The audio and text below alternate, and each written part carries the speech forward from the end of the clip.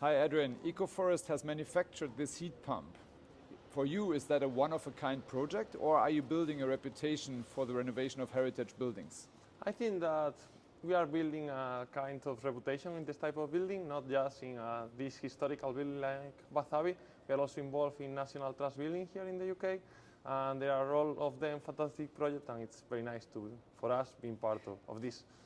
Have you learned anything from this installation that will feed into your product development process?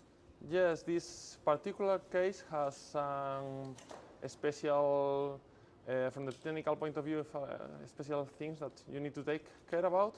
For example, the high inlet temperatures, and we need to do some developments for that. So always you learn about this type of projects.